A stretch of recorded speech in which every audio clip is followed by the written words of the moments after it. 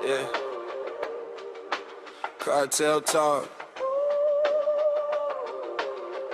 ABQ, stand up. Hey! Turn it up. Hey! Turn it up. Yeah. From the 5-5 to the whole wide map. We in Duke City, put the truth on wax. Mic on the table, mismatched chairs. Desert in the window, we just breathe that air. 4, 3, 2, 1. What is up, Kartel? It's me, your host, Lobo. And today we're going to be introducing someone that's made a huge impact.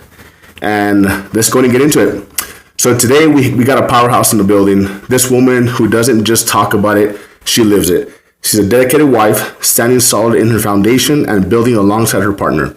A proud mother of 4, raising warriors, leaders, and future greatness with love, discipline, and real life examples. On top of that, she is a serial entrepreneur, from running her own businesses in the beauty and cleaning services to co-building a brand that makes noise in the community. Everything she does is about impact, about legacy, about putting in work, and even when nobody's watching. She represents strength, resilience, and heart. So when you hear her story today, understand that this isn't just luck. This is hustle, this is sacrifice, and this is perfect. Welcome to Kartel Talk. Let's go ahead and welcome Janelle Solis. That was a dramatic intro. That was a lot, huh? Awesome. Well, thank you so much for being our guest today. Are you nervous? I am. I'm actually pretty nervous, but I'm excited. I think I'm more excited than nervous. Well, at least if you mess up, it's with me. Yeah, right? Well, the thing with us on this podcast is we're not going to edit anything, so it's going to go straight through. So if we fall off a chair, it's going to be on the video. So tell us a little bit about you. Like, where are you from? I was born and raised in South Valley, Albuquerque. Okay. And then went to elementary school, middle school, high school in Albuquerque. And then I moved to Las Cruces for 5 years and went to New Mexico State. And then I swore I would never come back to Albuquerque. And I ended up coming back, and here we are, like 18 years. No, it hasn't been that long, but close so enough. Many it feels like later. It's so long. Well, that's cool. I mean, if we wouldn't have came back, you and I would never would have met. So Yeah, no, we wouldn't have. So I'm very blessed that you did come back. Everything happens for a reason, I guess. Of course. So where'd you go to high school? Or where'd you go to elementary? Sorry. So I went to elementary school at Pajarito Elementary in the South Valley. And then in elementary school, I was put into the gifted program. So then my gifted teacher was the one that started to tell us about Albuquerque Academy. And she told my parents that she thought that it would be a really good fit for me because I was super advanced. And so she had me try like a summer program over there. And I like totally fell in love with the school at that time. So I like begged my parents to send me over there. Okay. And so finally they were like agreed, and I tested and I got in there. So I did middle school and high school at Albuquerque Academy. And once I was there, I begged them to take me out and let me go to public school with my friends. Okay. Now looking back, I'm glad that they didn't let me do that. But at the time, I wanted to be back with my friends. Yeah, I mean, that's kind of how it is. When us growing up, we kind of want to just hang out with the people that we know, right? Just kind of feel comfortable. How was it over there? Was it like weird? Like, was there like people out of your culture and stuff like that? Like, did you have to adapt a lot? It was a lot of adapting. A lot of those kids had already gone to private school together for years and years. So I was kind of like an outsider. And it was just kind of like I was never able to find my place because all of my friends in the South Valley didn't want to be friends with me anymore because they felt like I thought that I was too good to go to school with them. Okay. And then my friends at Academy were not really my friends because in their minds, the South Valley was so ghetto. And so they didn't want to be friends with me because they thought that I was from like this super ghetto place. But I didn't know what ghetto was. Like, I didn't know what that meant. I didn't know any of that. Yeah. So I felt like I never found my place when I was at Academy.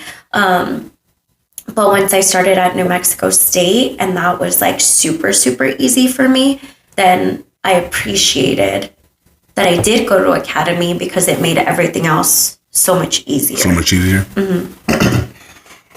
I mean, I went to West Mesa, and for me, like, you know, I came from California, went to West Mesa, and for me, it was like a culture was very different from, you know, because where I was from, it was a bunch of, you know, African Americans and Hispanics. That's all there was. So like when I came over here and I saw Native Americans, it was a huge culture shock for me, for sure. It was something out of the ordinary. Yeah. So it was very difficult for me to adapt, you know. Mm-hmm. So I could see where that came from. And I mean, I know like your brother and your sister, you guys all went to different schools. How was that? Like, because I know typically like in a household, everyone tries to stick to the same school or the same program. How was it that you guys were just your own ways? I don't think it really had a big effect on us at all. I mean, that's what we knew. You know what I mean? So I don't think it was a big deal. Okay. But I think that's something that you and I have talked about as parents, you know, that now as adults, we realize like, yeah, we have this plan for all 4 of our kids, but we also realize that each of our kids are their own person. Yeah. And so just because we have this plan set out for them when they're older doesn't mean that that's what they're going to follow or that's what they're going to do. We've just kind of agreed that we'll kind of figure it out with each kid as they get older and kind of like what we think is the best path for them. So, I mean, my thought is that that's probably kind of how my parents saw it too. I mean, I guess realistically now thinking about it too, like our boys go to a different school than our daughters. So, I mean, I guess it's the same concept. So I didn't think about it like that. And did you do any sports, any activities in like when you were at Academy? I played tennis. I didn't even know that. What? Sorry. I didn't know that. What? Wow. When I was like... Wow, the truth comes out after like 13 years of knowing each other. When I was in elementary school, my best friend played basketball, and she was like so good at basketball. So I did cheerleading my entire life, like dance and cheer always. But Kathleen played basketball. So I was like, I wanted so bad to play basketball like her. So I like finally convinced my parents to let me play, and my dad was my coach, and I was like so bad at basketball that my dad was my coach and I was not even a starter. And your dad has so much patience. That's the sad part. And he would literally only put me in the game if like the team was already winning by a lot. He would let me like finish out the end of the game, but that's how bad I was at basketball. Wow. So then, okay. So you went ahead and played basketball. You weren't so good. You graduated Academy. How did you get into New Mexico State? Like, what path did you choose?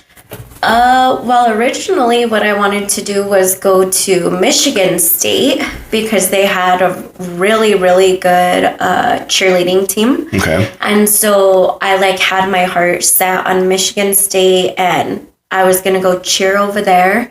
And then I really started to think about how far away from home it was. Mm-hmm. And I remember thinking, like, if there's an emergency, I can't just like jump in my vehicle and drive home, because it's so far. And I started to get super scared. And so once that happened, like I knew that I didn't want to stay here and go to UNM. So I applied at New Mexico State and I got in, and I kind of just like made the decision that that was far enough away from my parents for me to be by myself, but close enough that if I wanted to or needed to come home, I could. They were essentially down the street. Mm-hmm. Yeah, I mean, that's scary. I mean, I didn't go to college, but I can see how scary that is. Just like not knowing and how far you're going, right? Like, well, and like I I'm super attached to my parents. Yeah. And so it was like really, really, really hard for me to leave. But when you left, were you like so happy and so excited just to kind of be away? No, you were homesick? When I first left, I called crying every single day for probably like 3 or 4 months. Wow. And I would call my mom, and my mom would cry, and she would be like, okay, pack all of your stuff. Like, as soon as dad gets out of work, we're going to go pick you up and we're going to bring you home. And then my dad would call me back and be like, do not pack your stuff. I am not going to pick you up. You're fine. So I eventually, like, I started making friends, and I was on the cheerleading team out there. And so once I started to get into like my own routine and kind of like mature a little bit, then I was fine. But it took a little while.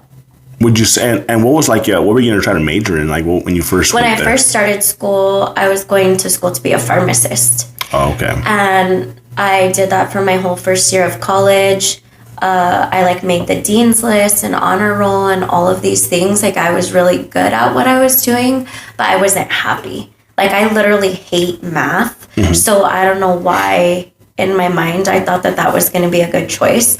I just kind of like looked at it, and I was like, I worked for like at a pediatrics office all through high school, and I used to like see these drug reps come in and stuff, and they like had so much money, it seemed like. Yeah. And I was like, that's the path that I want to take. Like, I want to do something in that realm, and I want to make all this money, and I want to be a pharmacist. And once it actually came down to it, I was like, I hate this. Like, So you were chasing it just because of the money, not because like 100%. the passion.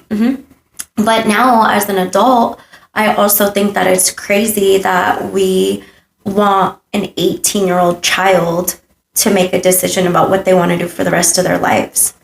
Like, you don't even know who you are at 18. Well, I mean, that's kind of how it is in the military, right? So, like, I mean, most of these kids, I mean, when I went in, I was 25 years old. So I was already an older guy there. I was like one of the 5 oldest guys there. So, like, some of the guys there were like 17, 18 years old. Yeah. And I'm like, these guys can move far away, get deployed, have all kinds of training, right? But they can't even drink alcohol. Yeah, they're not even allowed to like, drink. that's crazy. Like, to me, that's still crazy. Like, like, you can trust a kid with a gun or something, but you can't trust them with... Yeah, to serve the country, but they can't have alcohol. Yeah, that's crazy. Yeah. But, you know, when I was in the military, that's how a lot of things happen, is because you would have these younger kids that would get a hold of alcohol because they know somebody, and then things just fall apart and end up ruining their lives. Yeah. Yeah, it's... So, okay. So, academically, you wanted to be a pharmacist. What did you end up doing, like, afterwards? I ended up majoring in psychology and minoring in child development. And I also got a minor in Spanish. Oh, nice.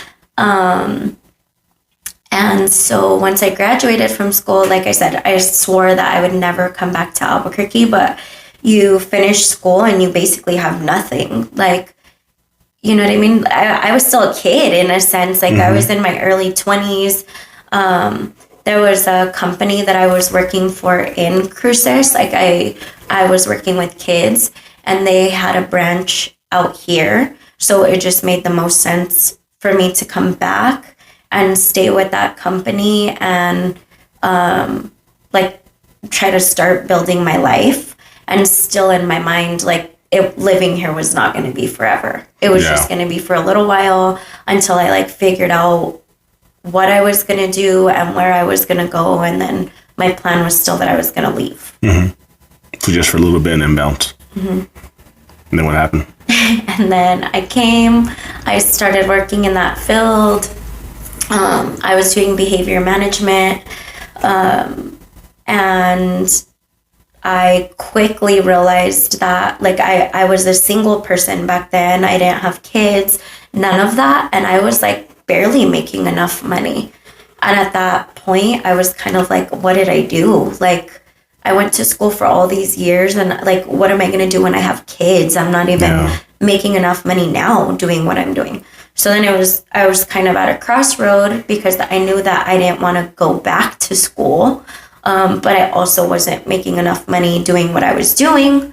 So, as you know, like throughout college, I bartended and I worked as like a promo girl, and So we're going to get to that now. So a Budweiser girl, and all of these things. So you were in college going to school full time, right? You lived in the dorms, you did cheerleading. And then was the cheerleading like year round, or was it just for football season? I honestly, well, it was year round, but I only cheered my freshman year of college. Okay. After that, I started working, and I couldn't work and cheer. Cheer was too much. And I think it was also a realization, you know, when you're a kid, you're kind of like, oh my God, I'm going to be probably a professional cheerleader one day, and I'm going to do all these things. And then I kind of like got through my freshman year of college, and I was like, okay, that's not realistic. That's not realistic, because a lot of those things, like, it's like a very small percentage that actually move on. And I think that especially when you're a cheerleader, I think that it's different for dancers from what we're starting to learn, like with our own daughter. Yeah. But I think that it's even less of a chance of you becoming something professional as a cheerleader. Yeah. And I think I realized that after kind of like that first year, it was more so like, yeah, this was fun, kind of served its purpose in my life, but it's not going to get me anywhere. Right.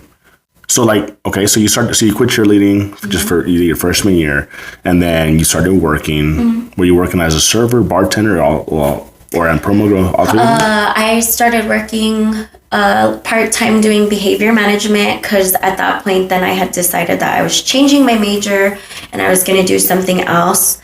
So I was working part-time doing like supervised visitations for CYFD, and I was working in a group home with like teenagers who had just left like treatment facilities or like drug rehabilitation centers. How was that? Like, how was it? Because I feel like a lot of people don't get to see like how the healthcare system is, or how the system is for the kids that get stuck. Well, I think that I think that our system fails a lot of children. And I think that that's why they end up dead or on the streets and things like that, you know? Because I don't think that our system protects children even from their own parents. And I think that I learned that very quickly working in a group home. I think the hardest part for me, and you know this about me, that it's kind of like a blessing and a curse, is that I like take everybody's feelings on, and I think that I can fix everybody. And that was the hard part for me working in that industry, is that I wanted to take all the kids, you know, and that's not realistic. It's just difficult. I mean, it's sad to see that, like, you know, the kids are the future of the world, and like the government just fails the kids, you know. But I mean, there has to be more ways to be able to help kids, you know. But then at the same time, you have these kids, you have people that volunteer for these kids, and they end up being stuck with like some crappy, like, you know, like foster parents and things like that, you know. Like our friends Mondo and Ashley, I mean, they were great people, you know, and from what it sounds like, they were good people to their kids. Yeah. But and not everybody gets that. No, some people just chase that, I think, that money, right? Because they get paid. Don't they get paid for the kids? Yeah. See, that's crazy. And that's sad, because sometimes they integrate the kids with their own family and they treat the kids different, you know? I mean, your mom, right? I mean, her situation. And okay, so you were bartending, you were a promo girl. So how was like your dating life out there? Like, was it like being a cheerleader and, you know, partying and working at a bar and a server? Like, I mean, let's be realistic. You probably met a lot of people, right? Oh yeah. I like, as soon as I started college, I met the boyfriend that I had for all of college. Did you meet him while you were a cheerleader?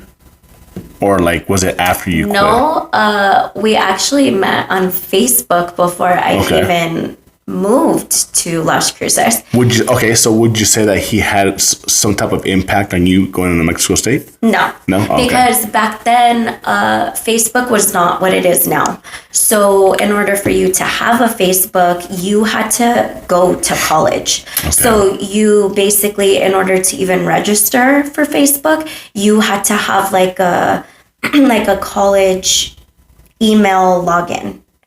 And then it would like verify like my email at nmsu.com, right? So it like had to verify that you were registered or however.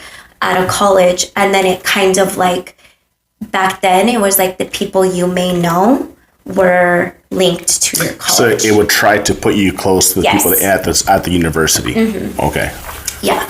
So even like my dorm roommate that like I was assigned to, that's how her and I first started talking. Was like she found me on Facebook and was like, I'm pretty sure that you're gonna be my dorm roommate. And we like messaged back and forth like, oh, nice to meet you, and like blah blah blah. And you could like see pictures of each other and all this stuff. Okay, so you guys met on Facebook, and then like once you got over there, you kind of just you guys just met each other. Yeah. And how was that? Like, was it hard, like dating and being a cheerleader and going to school and trying to manage all these things? I don't think so, because I went to college prep school for 6 years. Okay. So literally NMSU was like a breeze compared to what I had to do like throughout high school at academy. Yeah. So no, I mean, it seemed pretty easy to me. That doesn't mean that that's everybody's experience in school, but to me it seemed easy. And did you guys party a lot? Did you guys live together at any point? No. No. I mean, I guess kind of like unofficially. Like he always had like his apartments or whatever it was, and I always had like my like roommates, and we would rent like houses or whatever it was. So like unofficially. We'll make sure we're not going to mention his name, but yeah. But yeah. And how was that like? How do you treat you? Was like everything like? Because I mean, I'm sure like partying and drinking and doing all these things. I mean, like I said, I can't experience that because I didn't go to college. I didn't get to live that lifestyle. But how was that like being in the party scene and drinking and going to college and? Well, I mean, for me, but I also think that girls are different than guys, right? So for me, in my mind, I was like, I have a boyfriend. So like, yeah, I would party and whatever it was. But at the end of the day, I was like, okay, well, I have a boyfriend. Mm-hmm. But for him, he's a young guy, you know what I mean? So it wasn't just like me. There was me and tons of other girls. That he was involved with? Yeah. And did you ever confront him for it? Like, did you ever like call him out on it? Well, how would let's talk about this. How would you catch him? How would you catch him? Like, sorry. Well, back then we had flip phones. The razors, the sidekicks. No passwords on the phones. So you would just go through his phone? Yeah, or girls would send me messages like on MySpace. Do you remember MySpace? Yeah. And they would be like, I think we're talking to the same guy. And then there would be like a big blowout, and then we would not talk to each other for a little bit and then get back together. It was like a big vicious cycle. You just keep going back and back. Mm-hmm. And it's like, I know it's a touchy subject. I mean, obviously I know the whole story, but I just feel like a lot of people need to hear this, like hear stories like this, because I feel like a lot of people think that life's easy and perfect and like for us, yeah. And it's not, it's been a rough road for us, and it's taken us 13, 14 years to get where we're at. Yeah. Mm-hmm. And if it's crazy, because if we would have looked at it like, if you would have told me like year one, hey, just hold on for 14 years, this would be like, I'd be like, there's no way I can hold on. There's no way. It was rough. It was rough for sure. But like, so, I mean, was there any type of like domestic with him and all that? Yeah.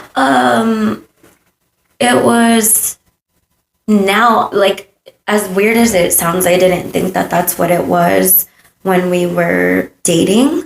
But he was very abusive, verbally, physically. And then he graduated before I did. So then he moved he moved to Albuquerque. Mm-hmm. And then I eventually made my way back here. And for a short period of time when I first came back, we would still talk and like see each other on and off. And then there was like a very dramatic situation that happened like New Year's Eve one year once we were both in Albuquerque. Like he pulled out a knife and put it to my throat and then put it to his own throat. And even that was still not enough for me to be like, Wow. I gotta leave, you know? I was just kind of like, oh man, like I could fix him. It's gonna get better.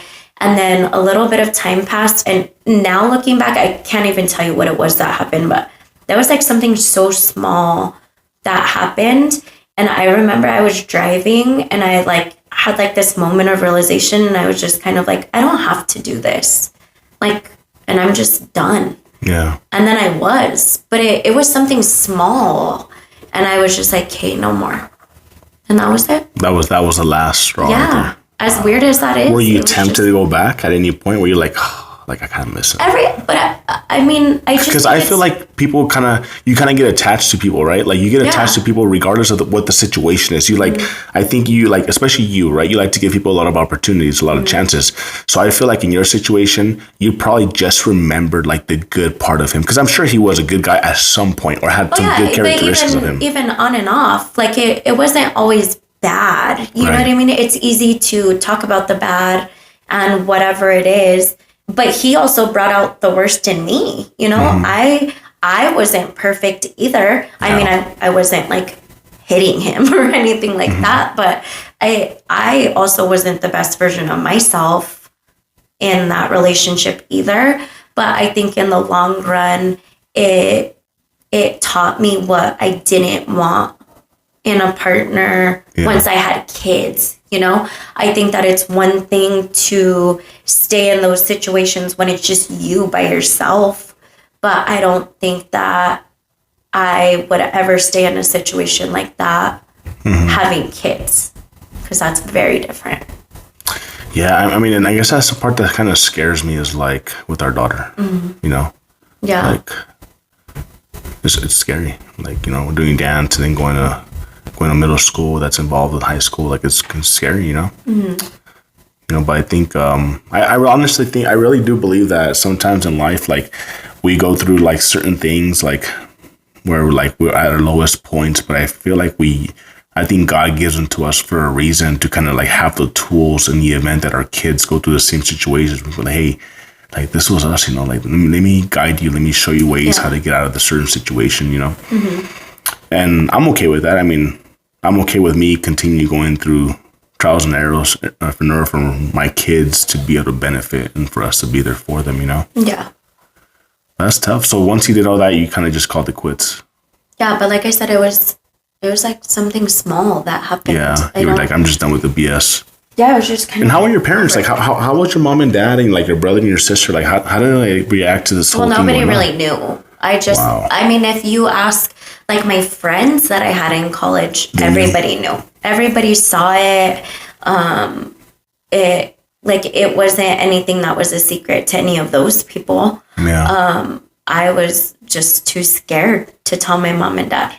And a part of me too was kind of like, okay, like if I say something like in my heart, I knew that I wasn't done. So it was kind of like, do I say something and then I get back with him like I always do, and then everybody else is still mad, but I'm not. You know what I mean? You're like you can forgive him, but not everyone else does or did. Exactly. Yeah. And then once we were both living in Albuquerque, there was like another very dramatic situation that happened. And it was like at a nightclub here. So a lot of people saw what was happening. And so, of course, somebody called the cops. And I remember I was trying to get into my vehicle, like to get away from him. And I was like trying to close the door, and he like grabbed my keys and broke my key into my ignition. And so like the only person that I could think to call was my brother. Yeah. And so I called my brother, and I'm like crying on the phone, and I'm like, you have to come and get me. Like, this is where I am. And like no sooner, like at least I got that much out. But he grabbed my phone and like threw it into the street, and it shattered.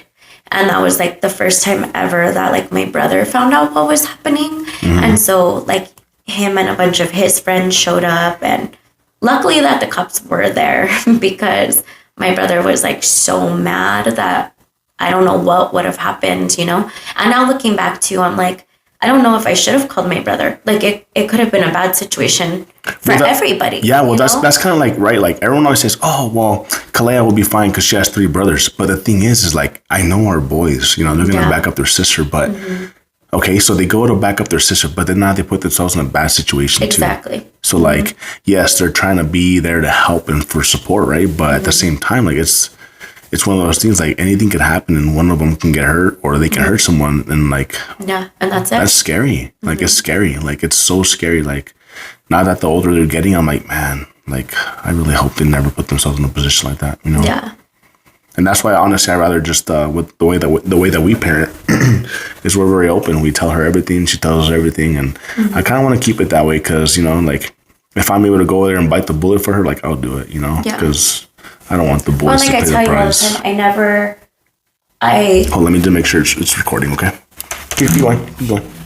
Like, I never want Kalea to be scared to come to you or to me if ever she's in a situation like this, you know? Like, we always tell our kids there's nothing that they can do that we can't try and help them fix. It doesn't mean that we can fix it, but there's nothing that they can do that we can't try and help them fix. Yeah.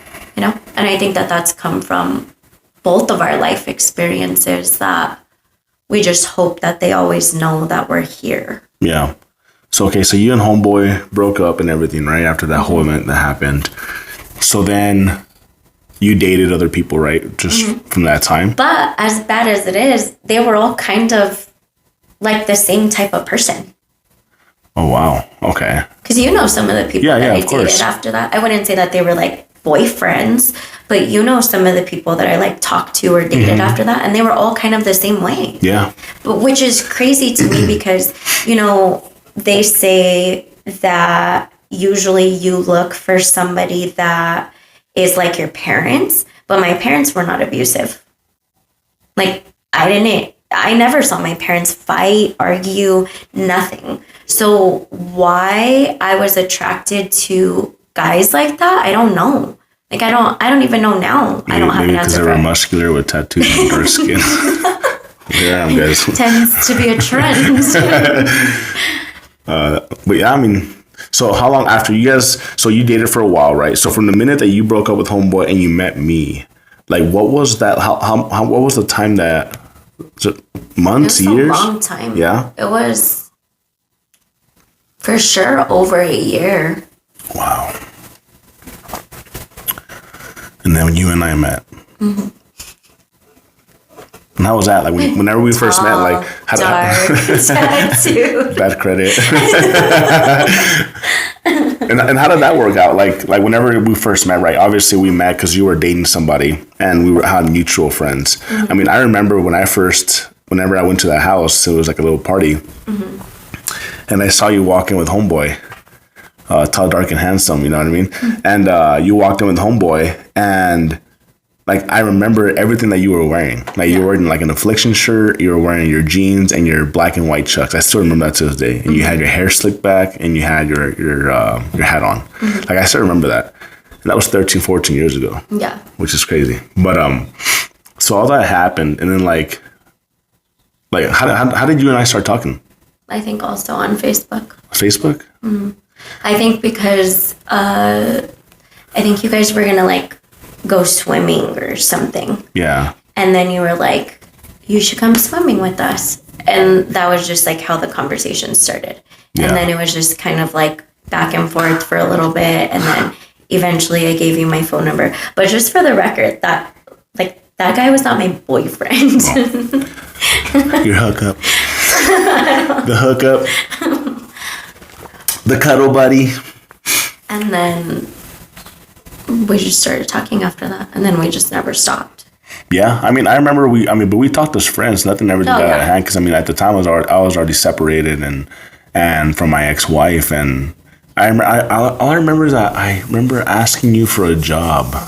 Yeah. Because at the time, by that time I was already not doing counseling anymore. Right, I was running a nightclub. You were working at Graham Central Station, yeah. Uh-huh. And I remember I was looking for a job because I had a job, but I needed extra income because of the situation I was in, right?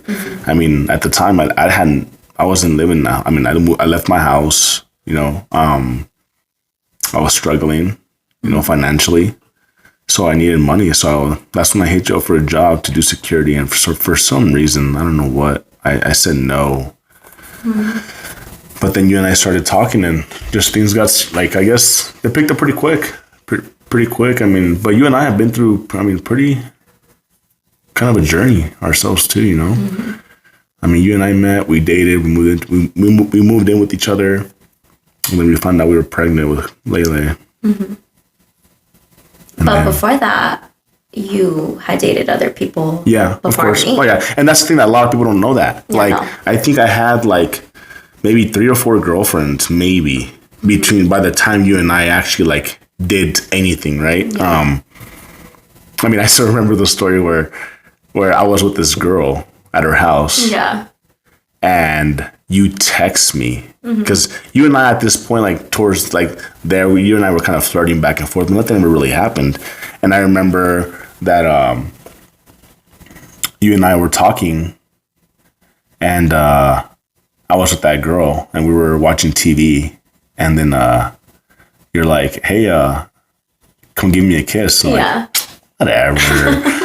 So I got on my bike on my CBR and I hauled the ass down Paseo. And I remember I was going down Paseo. It was like 11 o'clock at night. It was later. It was later? Because you already closed the club. Yeah, I had just closed. And that was like at 3, 4 o'clock in the morning by the time we would leave. I was already out. I'm already asleep by 11 now, by 12. That's crazy. But yeah, I remember I left, and then that's kind of how everything started. Like, you and I started dating. And the part that a lot of people don't know about us is that everyone was always against you and I being together, right? They always ruled us that we were fell, and they never wanted us. And it's like thinking about it now. I used to go pick you up down the street, and you would walk to a park to get on my bike for you and I to go on a date. And you were already... Because the friend that we had, like, basically that introduced us, then didn't want us to date. Which is weird because you were 23 years old. Yeah. And we were still trying to sneak up. Like, that's crazy. Because literally nobody wanted us to talk. That's crazy. Yeah. That is wild to me. And so to avoid the fight. Yeah, I guess to avoid the fight and try to please everybody, right? Well, I know that we moved in, and I mean, we were struggling. You and I were struggling, you know? Yeah. Because you didn't know how to manage your money, so you were just blowing money everywhere, left and right.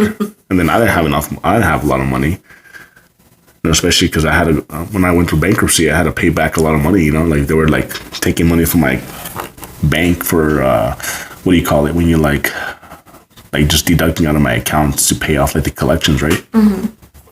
So that was rough. And then the bankruptcy was due to your divorce. Yeah, well, of course, yeah. That was the main thing. I had to do it. There was no way out of it. But I think that's something else. Like, people don't know that. Like, we just get so many people nowadays that look at us and, like, make comments like, oh, it must be nice. Or, like, it must be nice that your kids can do this or play these sports. Like, and travel and do all these things. Yeah, but people don't understand that it's literally taken us this 13, 14 years for us to be able to do this. And now in our lives, you know, we have multiple businesses. We work 6-7 days a week. Yeah. 6. Yeah, 6, 7. so 2025. What do the boys tell us? They're like, we left that in 2025. Yeah. Well, okay. Yeah, it's drove me nuts for like 5 months. So that happened. We got together, right? And we did our thing. And then what happened after I joined the military? Well, we had roommates. Oh, yeah, that's right. Yeah, we had our roommates. It was a party house. Yeah. Which is crazy. It was a party house. Yeah. I remember freaking just guys walking around in underwear, like cooking hot dogs. You make it sound so weird. Like cooking hot dogs like on the stove. It was our best friend Miklo. It wasn't just like some guys walking around in their underwear. It was our best friend. He was my best friend. Yeah. And my roommate. And then eventually, like, ended up becoming your best friend. Yeah. And we eventually lost him in a motorcycle accident. Yeah. But yeah, like we were young and dumb in so many ways, you know? Yeah. I was pretty reckless, you know? I was pretty reckless. We would go party Saturdays at Graham, well, Thursdays, Fridays, Saturdays at Graham's, and then Mondays we would just chill, and then we go to Imbibe on Tuesdays. Yeah, because Tuesday was the only day that we would close Graham's down. That was the only day that we had off. So we would go to Imbibe every Tuesday night with like what we thought was like our whole entourage of friends. And none of those people are around now. You know? Well, they're not around, but it's weird because they're starting to come back around now that they're older, right? Like they're like, yeah. Well, even the people that betrayed me, right? That chose another side except mine, like they're started coming around and they've apologized and they've made their amends, you know. But like I said, I think it was all part of like that vicious, like people didn't want us to be together, and then, you know, sides were chosen, and I just think everybody as a whole, like all of our friends, everything, even ourselves, I'm not just calling out other people, everybody, all of us, we all had to grow up. Yeah, well, I mean, even your mom didn't want me around. Yeah. Because it took me like, we started dating in September, and your mom didn't meet me till like after her birthday, March. Yeah, it was probably like March. Oh my, that's like 6 months. And that was so rough, because like during the time I went through my divorce happened, and then like I had no family. All my friends betrayed me, you know, like, and then all I had was like for the holidays, that was so rough for me. Like I had no one for Thanksgiving, you would leave with your family. Black Friday, you would leave with your family. Christmas, you would leave with your family. Yeah. You know what I mean? Like. But back then, I didn't think it was a big deal. Yeah, to you, wasn't? That's all I knew. Yeah. You know what I mean? I was. But to me, I was in such a dark hole. Like, I was so depressed. Like I look back at it now, and I feel so sorry for myself. Like I really do. Like I really, really do. Like I wish somebody would have reached out to me and helped me out. Well, Miko eventually did. Yeah, well, he did, but then his mom would flirt with me. I know. Rub my leg. And make it weird. Yeah, I'm like, jeez, dude. He said, "My mom quit flirting with Alex. Like, kind of young lady, just get some action." Oh my god, she was so funny. Yeah, I mean, with Miklo, I was so sad to hear how he passed away. You know, he was such a good dude, and he was one of the hardest working guys that I know. Like, he would always try to make his life better, and you know, he was one of those guys that just didn't care. He just wanted to be a better partner, a better friend, and a better parent. Dad, yeah. And he was trying. You know, he was trying. He started working more, and then he got to his. I was gonna ask him, like, you know, to be my best man. You know, and I mean, I still think about him every year, every day. Like, just the stupid stuff he would do. Yeah. Like, the more ratchet, the better, you know? That was the thing back. Do you remember his sticker on the back of his Mustang? It said, "I love ratchets." I love ratchets. Yeah, that was a crazy party house, though. Like, you, me, we had Desi, we had Miklo, your sister moved in with us. Yeah. And she was a baby. She was 19. Like 18, 19, and we would like sneak her into the clubs. That's crazy. That's wild. Jeez, man. So then what happened after that? We kind of just had our daughter, and then I think I joined the military literally right after we had her. And then what made me join the military? Do you remember why? No, you just said that it was something that you always wanted to do, but you didn't have the support before, and like your personality is that you like to like throw things out there and test the waters to see like what people are gonna say. And so you were like starting to throw that idea out there, and I was like, why don't you go talk to a recruiter? Yeah. And then you were like, really? Like, it was weird for me that you supported me, you know? Go talk. Let's see what. Yeah, but I didn't know everything it was going to entail. Yeah. I just thought that I was like supporting a dream of yours. Like, I didn't realize like how many years this meant. I didn't know that was going to like mean that I was going to raise kids by myself for a lot of years, or like so much, you know? It just started How'd you literally deal as with a that? dream. Like once I started to leave. Excuse me. How did you deal with like me being gone? Because I was gone from 2015 to like 2 years ago. Yeah, 2022 of August is when I came back. No, No? it was No, I did come back. No, 2023. No, it was 22. We got married 22 because I came back for like after our wedding, and then I left again for 3 weeks to go do that that special forces training in El Paso. Yeah. But I mean, how was it? Like, how was it? Because I mean, how was it? Just me being gone and you raising Kalea and Xander at the time. Not even Xander yet. Whenever you first left, we only had Kalea. Yeah. So I think with one kid, it like I don't feel like I skipped a beat, but it was still very much like it was me, my mom, and my sister. You know. Yeah. Like I have my dad too. I'm making it sound like my dad's not around, but like.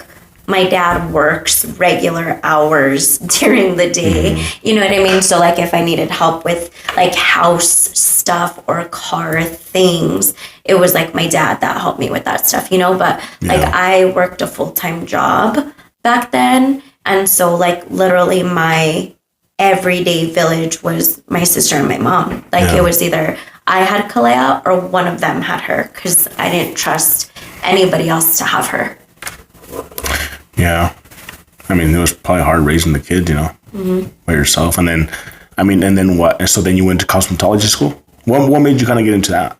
Well, I always wanted to go to cosmetology school, but because my parents sent me to private school and to college. It wasn't worth it. Like, really, we spent all this money. Back then, my parents used to say, we did not spend all this money for you to go to school, for you to just do hair. That's what it used to be, you know? And now that I'm an adult and we've had those conversations, my mom's like, you have to understand where we were coming from, that back then, like, the only places that you could do hair was, like, Sears or, like Supercuts. And she was like, as a parent, that was not my dream. You don't want to see your kid there. Yeah. Yeah. She's like, we never like imagined that one day you would like own a salon and like, you know, all of these other things. Like my sister and I teach for UNM. Like we do hygiene classes at like the underprivileged middle schools around Albuquerque. We've done like Santa Fe Fashion Week. It's so much more than what any of us would have even thought that it was, you know, back when my parents were like, But I also feel like it's grown a lot too in the last like 5-6 years. I feel like, you know, like even women are barbers now, and there's some really good barbers, you know? So yeah, I mean, I can see the shift. I mean, it's not what it used to be back in the day. I mean, back in the day, women just did normally nails, you know, and then you would have a couple of cosmetologists, but it's definitely blown up. Like the barber industry and the hairstyle industry, like a big cosmetologist is crazy. It's like how far it's come. You know, there's a lot of schools and academies that are here in town that kind of give people that dream. Yeah. But it's expensive too. You know, it's expensive. So we had Zion. So I got deployed to Africa, and then So we had Kalea. You were gone. Then we decided that I was going to go to cosmetology school. Yeah. And then I pretty much like conned my sister into going to school with me. Yeah. So her and I went to school together. And then we got pregnant with Xander towards the end. Did you already have a salon, you and your sister, right? No, not yet. When we had Xander, I was still like, when I actually had Xander, I was still working for somebody else. That's right. I remember that. Yeah. There was a salon that when I got out of school, I worked at that salon. And so I had Xander then. And then, like my mom likes to joke and she says that like you would come home just long enough to get me pregnant and then you would leave again. But I mean, realistically, that's kind of how it was, you know? Yeah. So we had Xander, and then a little bit after having him, then my sister and I opened our own salon. But somewhere in the midst of all of that, we found out that we were pregnant with Zion. which is our third child, but you were in Africa during that. Yeah. Like I got pregnant, we found out that I was pregnant, and then you left to Africa. And that was a crazy a time too, because like that was 2019, end of 2000. So it was like November of 2019 when I left. Yeah, because I had him, like literally the world had just shut down, and I had him. Well, I remember, like I said, I was in Africa, and then COVID happened, right? COVID happened, and I didn't even know that Zion was born till a couple of days later. Yeah. Because where I was at, I mean, in the mission that we're on, I couldn't call. Yeah. That was crazy. Like, so how was that? Like, how was it having Zion during COVID? How was the hospitals? How was the experience? Like, well, okay, I had Zion in March of 2020. He came a month early. Everything had just shut down literally like a few days before I had him. So my mom was the one that took me to the hospital. I had him. He was a month early. He was super tiny, and he had jaundice, like super bad. So really all of that together kind of amounted to that he wasn't supposed to come home. But I had him at Rust, and Rust had their very first case of COVID in the hospital. Yeah. And everybody still didn't know what that meant. So they literally came and they were like, we have our first case of COVID. We don't really know what that looks like. We don't feel comfortable like keeping you and your tiny baby here in the hospital. So we are going to send you guys home. But we're going to have to like have this Billy blanket delivered to your house because he has jaundice so bad, and you're going to have to take him to the lab every single morning to have his levels checked, like, and until we get all of that balanced out, like we can come up with a better plan. So it was scary, like, because back then we didn't know a lot about COVID, and then I'm like having to take this little tiny baby to the hospital not the hospital, but to the lab every morning to have his foot pricked, you know? So like my mom would come pick me up, me and the other two kids, so that way we could go to the lab to have him checked, bring us back home. Like, it was just crazy. And meanwhile, you were still working, right? Like, or how much time? Okay, I think you took like 30 days off, didn't you? No, because the salon was shut down. So we literally opened the salon February the 1st of 2020. We had our grand opening, I think like the first or second week, March of 2020. And literally by the next week, we had been shut down. So we owned a salon for literally a month and a half, I think, before I got shut down. Wow. And I just had a brand new baby. And you were gone. Yeah. And I had two other kids at home. And I was like, I was so stressed. I was like, what are we going to do? Yeah.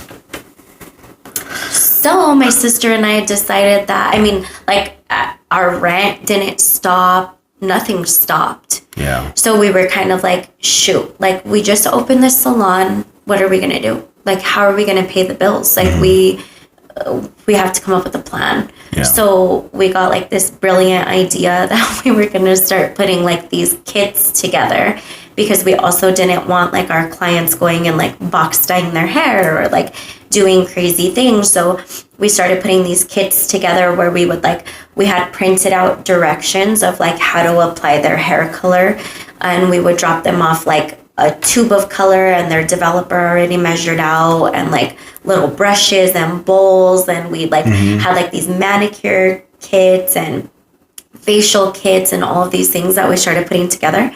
And we were just like driving around all day, every day, and like delivering those and shampoos and all of these things. And that's how we were able to pay our bills during like our salon shutdown. Thankfully, I was deployed, because I feel like it would have been hard if I would have been home, right? Because I mean, at the time, and I was making money, you know, being out there and being able to provide for us. I mean, I can only imagine the people that were back home. Like, I know a lot of businesses closed down because how strict the the departments were and shutting people down. They were catching people. Because I mean, I know people were still training. Gyms, some gyms were still open, like with doors closed. And I know people were still getting tattooed, and barbers were still doing haircuts like on the side at home and stuff like that. And we didn't do hair on the side because we were so terrified. Like this was literally like our first go around. Like, yes, we had worked for a salon before for like 2 years, but this was finally something that was ours. Yeah. And we were like terrified that if we like broke the rules, that we were going to get our licenses taken. So yeah, because I didn't get back until July, I think. Well, Zion was already like 6 months. 6 months. When I got home, to he was have already been- 6 months. Yeah. So that's like September Yeah. that you came home. Well, I remember I came home and he was already crawling. So that's why I kind of feel so bad from that, you know, like to this day, like it's just that, you know, I missed 6 months of his life. But he's never gonna know. I mean, he'll know because we tell him, but it wasn't like Kalea purpose. remembers you being gone, right? But the rest of the kids don't because they were all so little still. Yeah, that was tough. It was tough for me out there, you know, especially because everything that was going on, people dying out here and all these things. And I'm like, there's nothing I can do. You know, nothing I can do, nothing I can do to help. Yeah.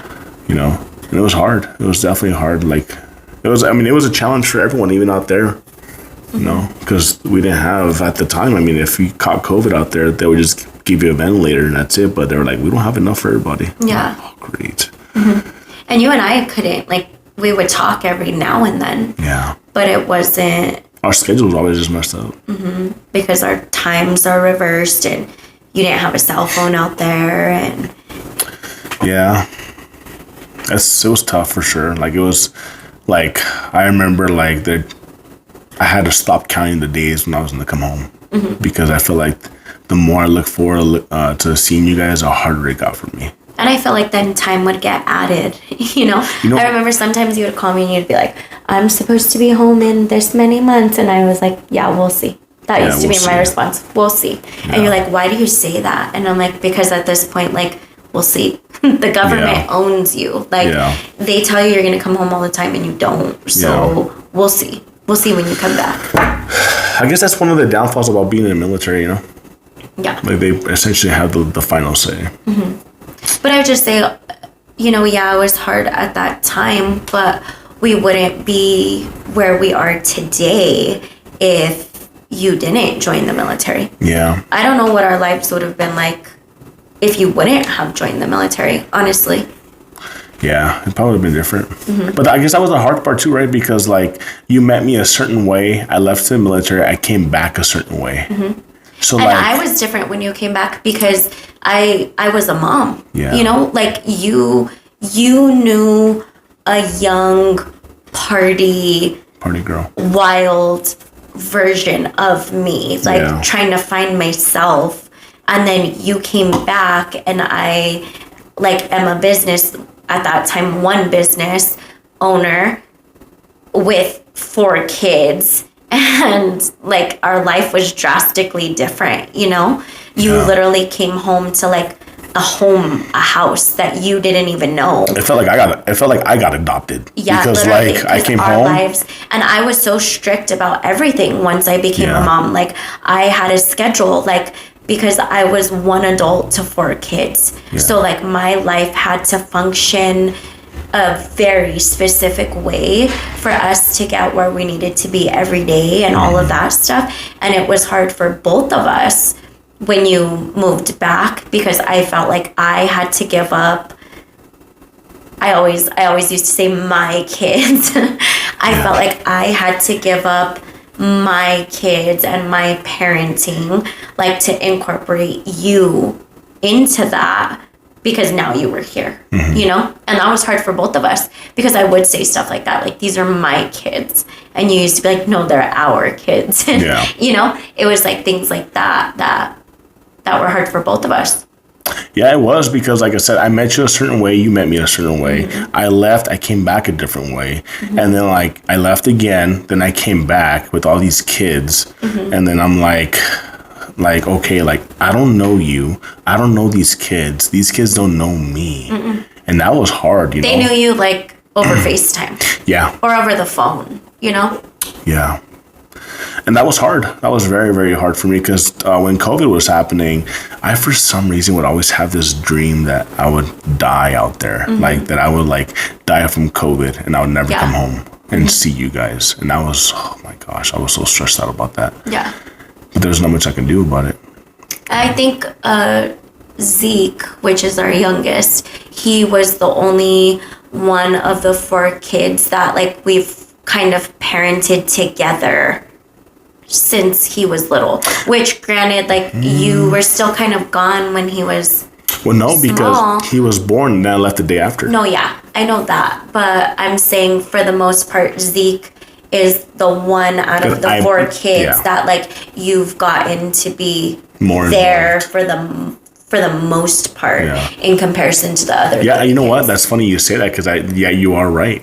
Yeah, you are right. So in a sense, Zeke is kind of like our together, our experimental child of parenting together. That's probably why he's so crazy. That's why he's wild. I say that all the time because he like really got that masculine like upbringing as opposed to like the other 3 kids are like a little more soft. Yeah.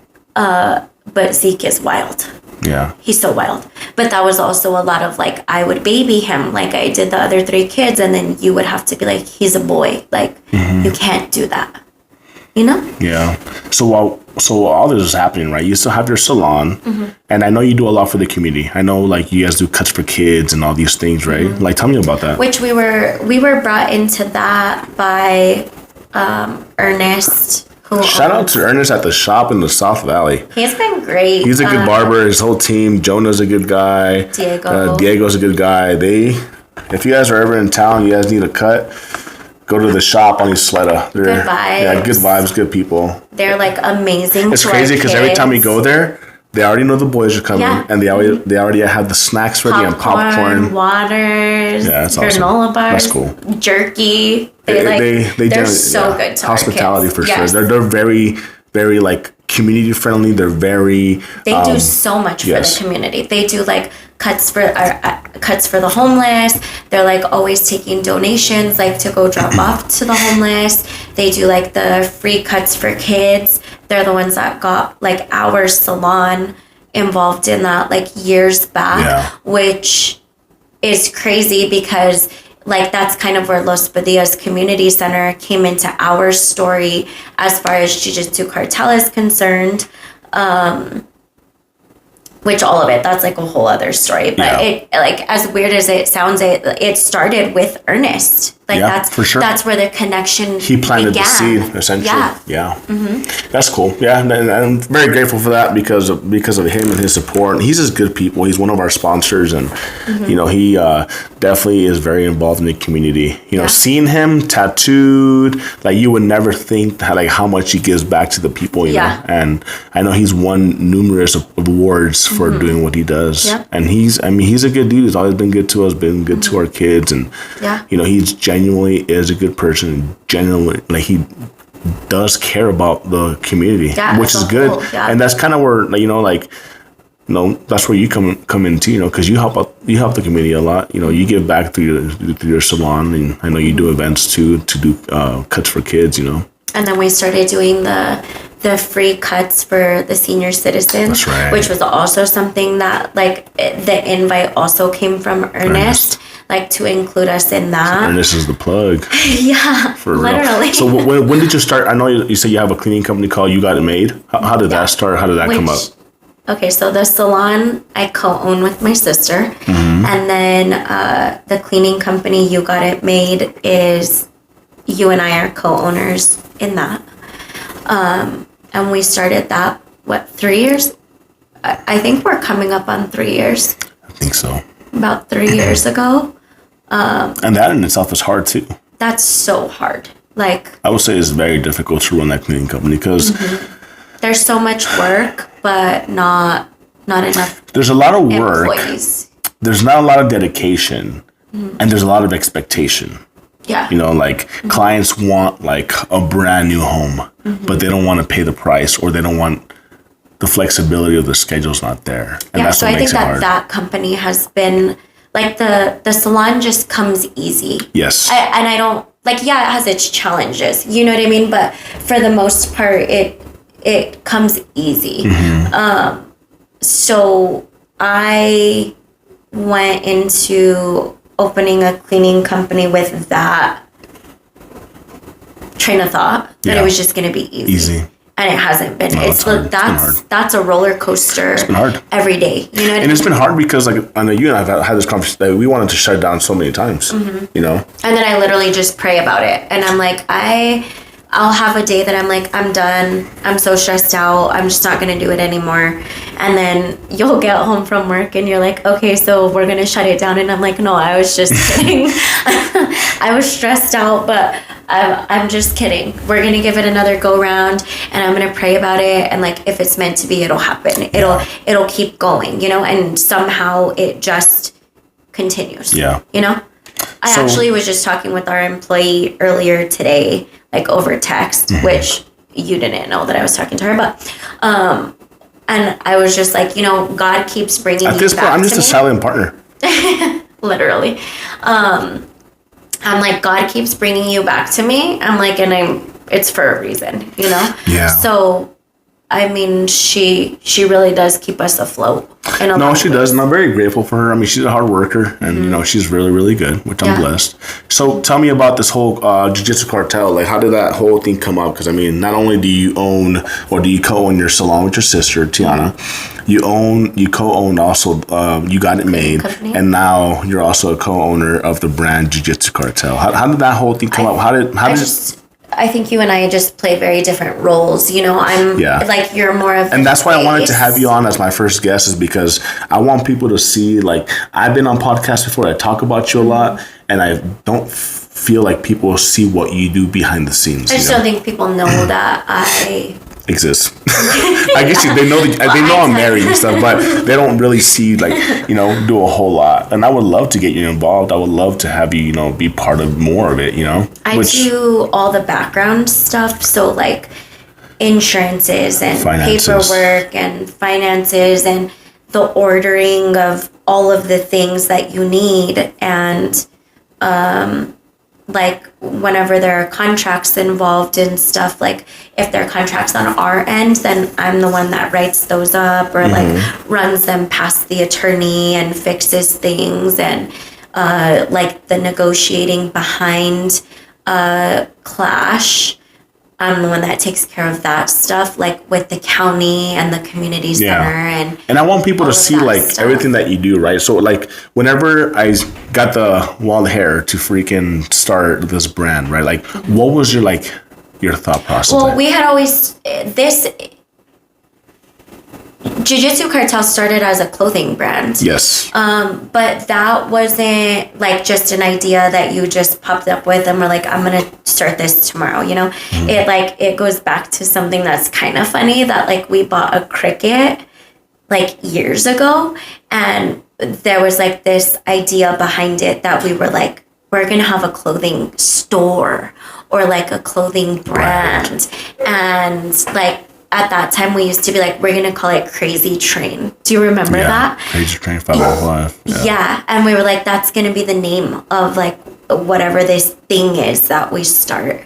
And so like we would make all these like decals. Bootleg decals, like a baseball teams and football teams, and sell them. T-shirts and, you know, that were like so basic. And that's kind of like where the concept came from years ago, and it's just kind of like continued to flow. And then, you know, constantly we talk about doing stuff for the community, like feeding the homeless or like different things like that we're constantly like, we think that that's important for our kids to like be involved with the community, because like our kids are spoiled. Yeah, they are. And you and I constantly talk about like they need to understand like the work that we put in to be able to provide them the life that they live. And so we always want them to see us giving back to the community, and we want them to give to the community, so that way they always stay very humbled. right? And I agree, and I do see the shift in them because, they love to help people. They do. They love to help people. Like, there was one day that we were going to jiu-jitsu, and Zion was like, excuse me, Dad, or Father, he tells me. He's like, why didn't you give that homeless person money? Yeah. Like, because I don't have money. Like, weird. Yeah. But he's very, they love to help the community out. They get Kalea volunteers a lot. Yeah. Like, for the church and different things. Like, there's a lot of stuff that our kids do that people don't know or see, but it was kind of like, okay, we had this idea about, one day having this clothing brand, but it was kind of like, we would laugh about it, And how is it, and then how has the journey been, like, supporting me, like, with this whole idea? It's wild.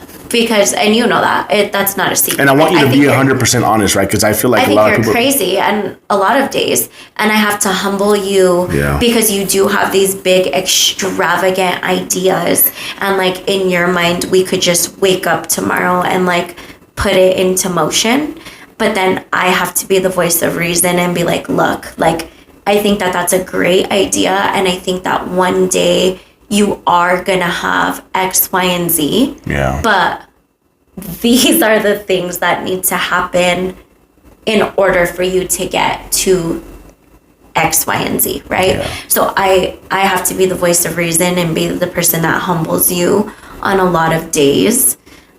And which I get frustrated with, because I want to go from A to Z, like, overnight. Yeah, literally. And and whenever I do slow down, I start thinking about it, and I'm like, all right, cool, A, B. Like, I have to, like, go through every letter to make sure that whenever I do get to Z, it's going to be probably more important. And I may never be able to see Z. Maybe it'll be the legacy that our kids carry on.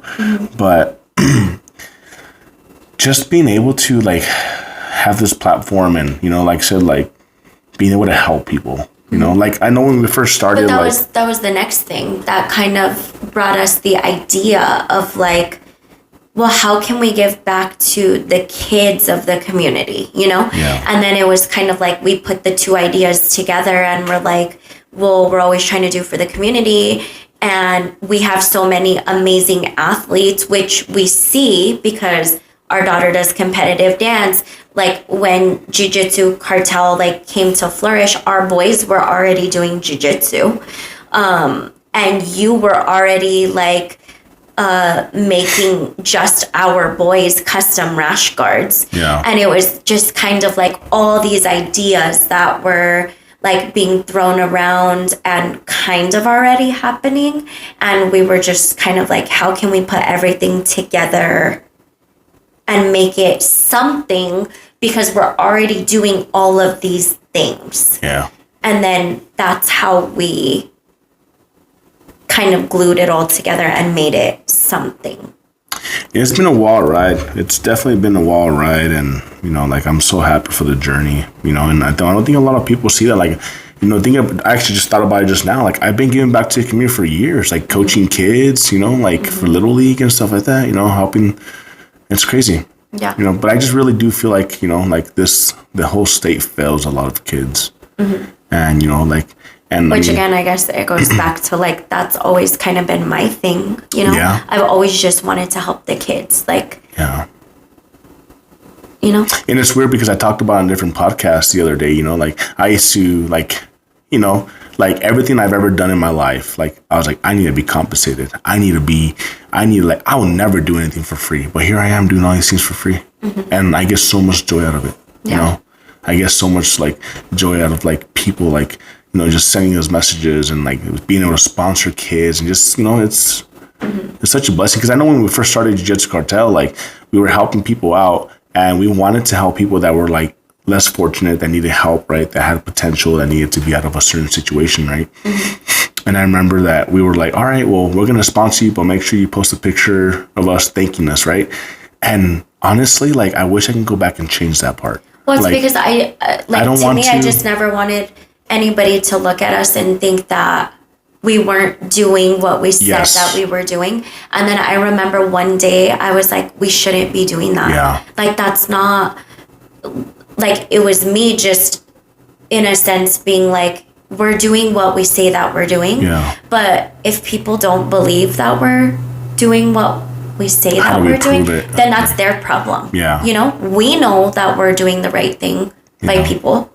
And at the end of the day, that's all that matters. And it's already become something way bigger than even that, you know? Like, we've been able to sponsor young adults now. Yeah. We've been able to sponsor, Jiu-Jitsu Cartel hasn't even been a business for a year yet. May 11th. We've been able to sponsor like numerous kids. We've been able to sponsor young adults,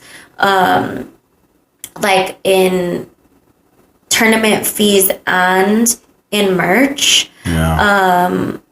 And the biggest thing that's still crazy to me is that whenever we do offer to help people, people's first question to us is always like, well, what do I have to do for you?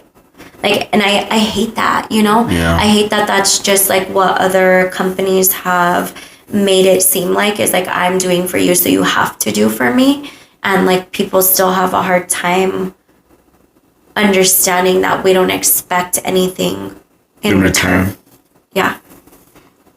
It's just mind blowing, huh? Mm-hmm. Like, I think that's just who we are as human, human nature is that, you know, we give you something, but I want something back. Yeah. And to me, that's not, like, I wish I had unlimited money so I can help more people. Yeah. You know, I wish I had that, you know, but I'm going to have faith in God that He'll open those doors and we'll continue to help more people. You know, so like, this whole journey has been kind of crazy with Jiu-Jitsu Cartel. And then, like, whenever I came up with the whole Cartel Clash, like, hey, like, I want to run my own tournament. Like, what were your thoughts? Like, no, I literally told you, because this was, I don't know, it seems like forever ago. I would say maybe, no, it's probably like September, no? When I kind of came up with the idea of Clash? No, probably August? No, it had to have been before that, even before that, because... Well, I didn't think about it until after we went to Jaquez fights, but that was, Jaquez 3 was in Taos, and that was, I believe, July. So I think I got the idea like August. Yeah, because it was a great concept that he had. Yeah. And then we were like, we could do that, you know? Yeah. But we had like our own twist to it, I guess, you know? But I mean, that's ultimately like what sparked the idea. So when I came up with the idea, what were your thoughts, your initial thoughts? I literally told you, I was like, not anytime soon. That's what came out of my mouth. I was like, not anytime soon. And you were like, well, what does that mean? And I was like, maybe beginning of 2026, we can talk about it. That's what I said. And then literally like a week passed and we were like full blown planning it out. That was so chaotic though. Like, I didn't know anything. Like, I knew some stuff, but I had to do a lot of research, you know, like. Well, and I think people also were kind of like, well, what do you know? Because you're only a white belt. Yeah. But in that aspect, it's like, you don't have to be a higher belt in jiu-jitsu to know how to run a business. Yeah. Which ultimately, that's what the concept of Clash was. It was like thinking about it like, how am I going to run this business? Not like... And the reason why I came up with the whole Clash part is I remember that we did a tournament, right? I think it was AGF or Naga in May. And I was like, it's going to be almost $600 for you and our boy, for me and my boys to compete. That's a lot of money, you know? And thankfully we do okay. But I'm like, I can only... But we also fundraise. Yeah, and that's the thing people don't kids. understand. We fundraise for our own kids, you know? And, excuse me. And I was like, I can only imagine like some people that, you know, don't fundraise and don't have a job. Like, it's hard for those kids. And a lot of those kids... Well, because I think that we started to hear that, like, from people, like, just getting to know people, that we would ask, like, why don't you guys compete? Yes. And that was kind of like, nobody was ever like, we can't afford it. Like, nobody wants to talk about that. But people were just kind of like, it's just so expensive. Like, it's so expensive. Yeah. That was kind of like what we were getting, you know? And then we started planning, well, you know, then it takes us back to Los Padillas Community Center, that we were like, well, where are we going to have it? Yeah. And I said, well, I help with cuts for kids at Los Padillas. What if I call them and ask them if we can have it there? And like, in return, we can help them out with like their Cuts for Kids event. So then that was kind of like the basis of kind of like starting to build the idea of how we were going to give back to the community, because the Cuts for Kids event is for kids who are in need. So there's always one around Christmas where Santa comes, and he, like, usually where they're giving haircuts, Santa's there taking pictures. They do like a breakfast for the families and the kids. They give out a gift, Santa does, to every kid that shows up that day. So whenever we pitched the idea to Los Padillas, we were like, what if you guys let us use the gym, in turn, we can help you guys with toys for this toy drive? Because those were all kids that were in need. So then at that point, Clash became something even bigger than just jiu-jitsu and giving back to the jiu-jitsu community. It was even something before that. We had somebody from the church that reached out. That's right. Because they knew that we were just trying. They didn't know that initially our idea was just to give back to kids in jiu-jitsu. Yeah. So then they reached out and asked if we could help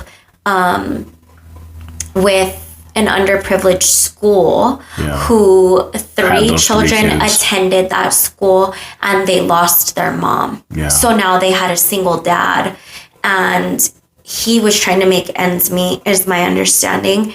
And so they needed like literally basic hygiene and like clothes and stuff like that.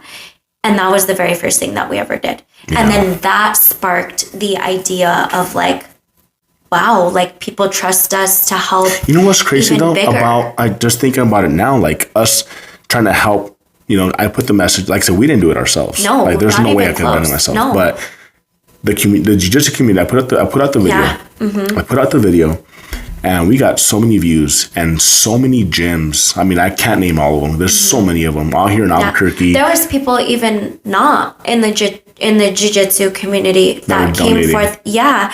That like donated gift cards for this dad to be able to like take his kids to go have dinner, and people were dropping off like school supplies. But you know what's crazy though? Like it kind of breaks my heart a little bit, because we did all that and people still talk smack about us. Yeah. Mm-hmm. I'm like,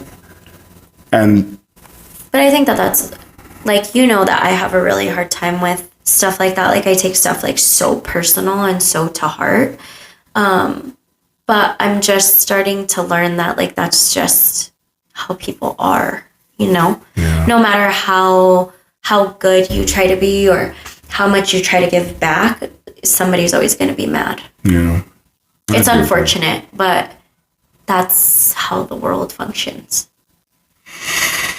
Yeah, and I mean, it's very unfortunate for sure. But you know what? I'm still going to keep going. I'm not stopping. I'm not stopping at all. Yeah. I wish everyone knew my mentality and my plans of what I have planned and what I want to do. Like I wish everybody knew really how crazy your mind is. But it's crazy because it's not to benefit me or us. No, but like your mind never shuts off. Like you're always like trying to figure out what comes next and how can we make it bigger and how can we sponsor more kids, and you know, it never stops. Mm-hmm. Yeah, it's definitely been a journey for sure, and I'm so blessed to be part of it, you know. And I have to like make a rule that like after we have an event, like once that event ends, for the rest of that day and for the next day, we're not going to talk about Jiu-Jitsu Kartel. Yeah, no. We're just going to like spend time with our kids and have like a normal day, and then you can talk about it again. But like that's how much you don't ever shut it off. I'm just so consumed in it, you know? Yeah. Because I see like, you know, I can't change the world, mm-hmm. but I'm going to try. Yeah. You know, that's kind of my mentality. And I just think everyone deserves it here, you know? Mm-hmm. Like I just want to build bigger something than what we have now to help everyone out, you know? Mm-hmm. And then Kartel Talk was also just like an idea, which originally also came from like, we're just gonna talk to people in the jiu-jitsu community was like the first initial launch or idea thought behind it. And then we didn't realize like how many people from every walk of life we were having an impact on, and just how many stories like people trusted us with as a whole. Yeah. And then it then blossomed into like, no, like I'm going to create a platform for anybody and everybody to tell their story and talk, and for them to also be able to have an impact on other people.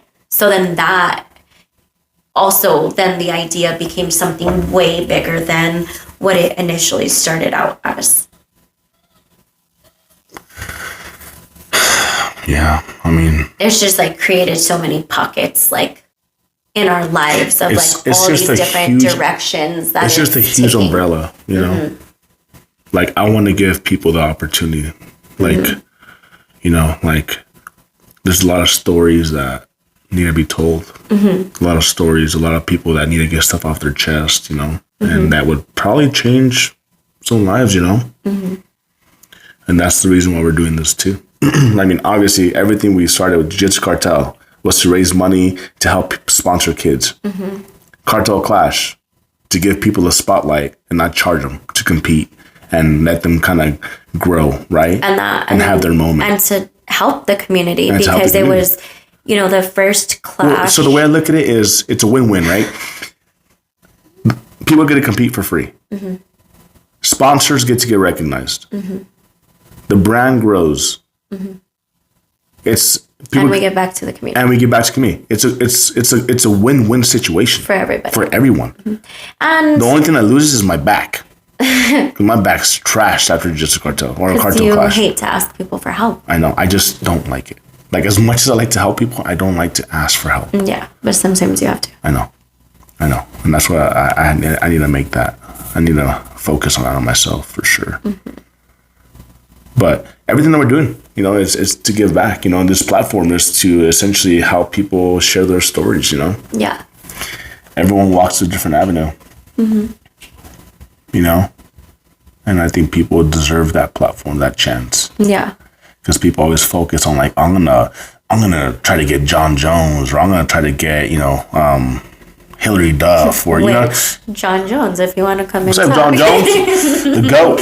But I would never say no. But you know what I mean. But like you're trying to give smaller names. Because I feel like a lot of people's stories, everyone's story matters. You know. Yeah. Everyone has a different way of making chicken Alfredo. You know. And that's the life's recipe, is everyone has a different journey. Yeah. You know, and I just feel like a lot of people don't get the opportunity to share their journey. I think people get the opportunity. I just don't always think that people listen. Yeah. That's what I think. And that's what I try to teach our kids. I'm like, I don't care who, that sounds weird. Like with other children, you know? Yeah. I'm like, sometimes people just need to be heard. Yeah. Sometimes you just need to give people a moment. Like they need to feel like they're seen or heard or whatever it is. Like I try to teach our kids that, you know? Yeah, I agree. Give people a chance. That's true. That's how it should be.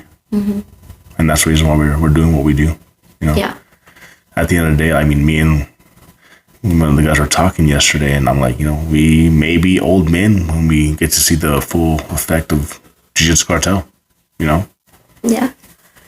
I may not be able to see it one day, but I know a lot of people are thankful, you know? I always... The good outweighs the bad, definitely. For sure. There have been a couple of people along the way that have doubted and, you know, whatever it is, but the good for sure outweighs the bad that we've seen, knock on wood.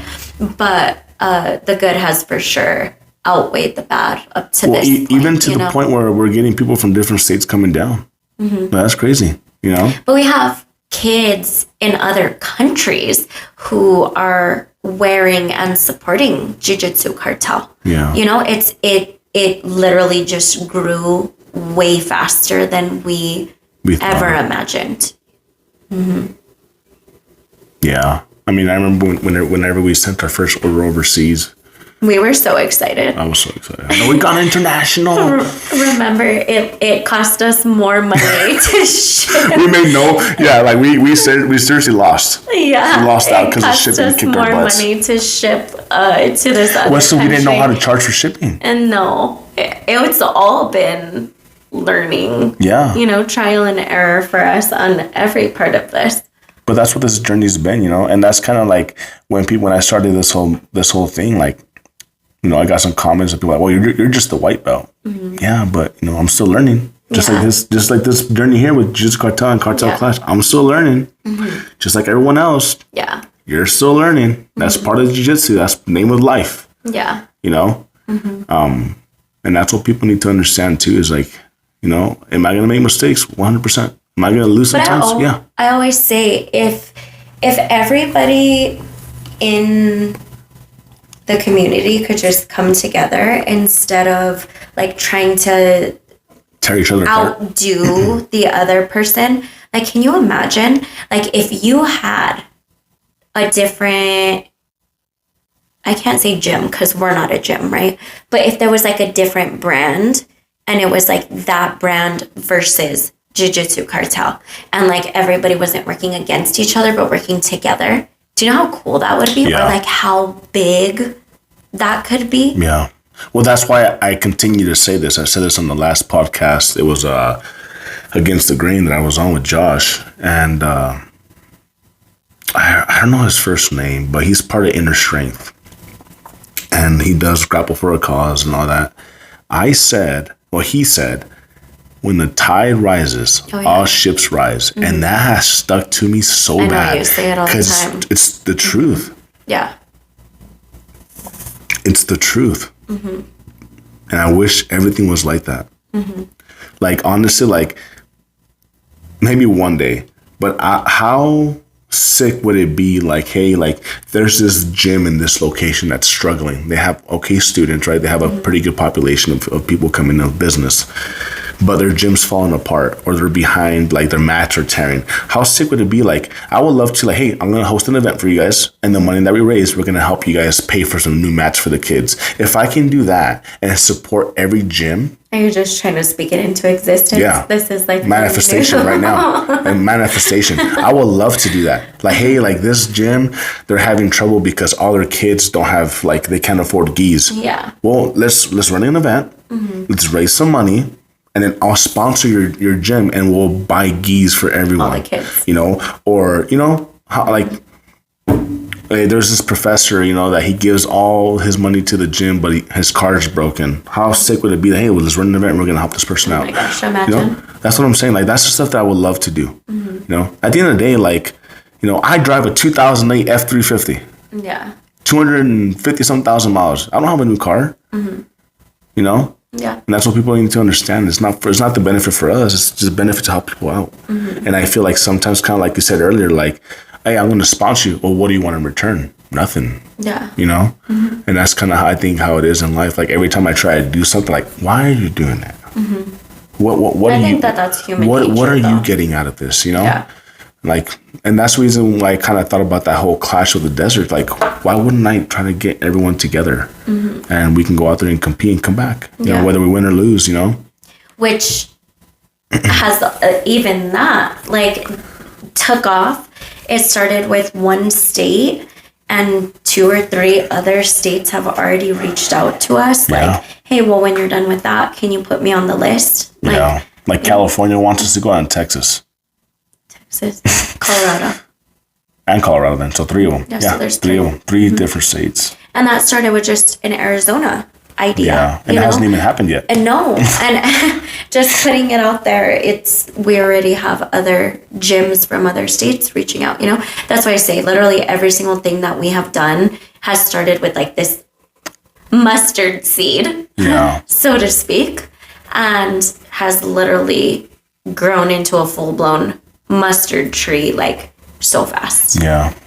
And we're so grateful for it, I am. I know that you are, And even our kids, like everything, you know? Yeah, they like literally. It kind of scares me though, because those little kids sleep jiu-jitsu cartel. Yeah, like I mean, it's kind of scary because they'll be like, they "Yeah, my dad owns the cartel." I'm like, wait! Before we have FBI knocking on my door, hold on.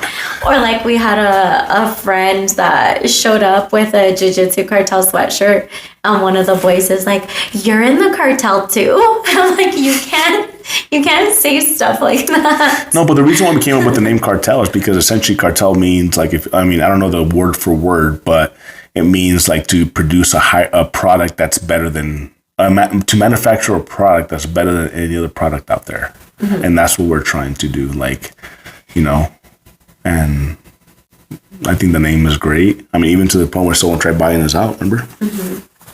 And he wanted to buy us out and be a selling partner, but he wanted to change things his way. And I'm like, no, not going to happen, man. Yeah. Because even now, I mean, you and I joke about it. Like, imagine if someone came in and offered us $100,000 for their brand. Like, would we sell it? And I'd say no. Yeah. Because it's not about the brand. It's not about the money. Like, it's about, like, helping people. You know what I mean? Yeah. Like, I would feel awful if someone offered me that much money. Like, what? Yeah. And then if I did sell it and then like they start ripping people off and not helping anyone, that's my whole idea just dies, you know? Yeah. Like I would not sell. Yeah. Like I would let someone in to come in as a partner, as a selling partner to help us like help more people, but I wouldn't sell. Yeah. You know, even that would be kind of rough. Even that, I'd be like, I don't know. I just feel like you're so stuck in your own ways that it would be hard to. Yeah, it can be difficult, you know. But it's weird because I don't know, I just want to be able to help everybody, you know. Yeah. And I don't think that's a side that people see of both of us. They don't see that, you know, we do care about people. But I think people that know us personally know that. Yeah. But people that just know us from like social media or like just meeting us real quick places, they don't know that. And they don't know that about our kids either. Yeah. That's crazy, huh? No, but it's been a good journey, you know, and I'm happy. Like we haven't even hit a year yet, and look at all the movement that we've made, and like I said, it's all because of the people. You know. Yeah, literally, we couldn't have done it by ourselves. We haven't done it by ourselves, and we won't be able to do it by ourselves. Like, yeah, we may be the face of it, we may be running it, but like the people are the movement. You know. Yeah. The people are the movement. They're the one that kind of keep the wheels turning. You know, which is great. It's great because we get a lot of positive feedback, you know, and we're always open to criticism, you know, because we want to make things better for people and be able to help more people out. Yeah. Wow. That was a pretty good podcast, though. What do you think so far for the first one? Is there anything you want to say? Like, you want to thank anyone?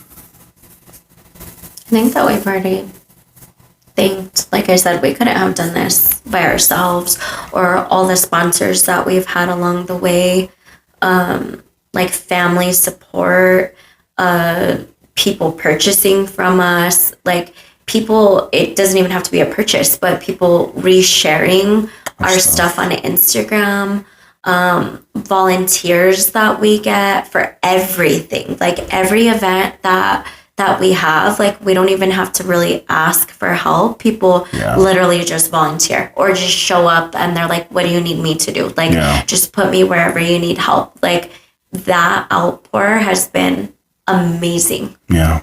So amazing. Yeah. It's been amazing. Like there's, and you know, it makes me realize that there's so much good people still out there, especially in this chaotic world, you know? Yeah. And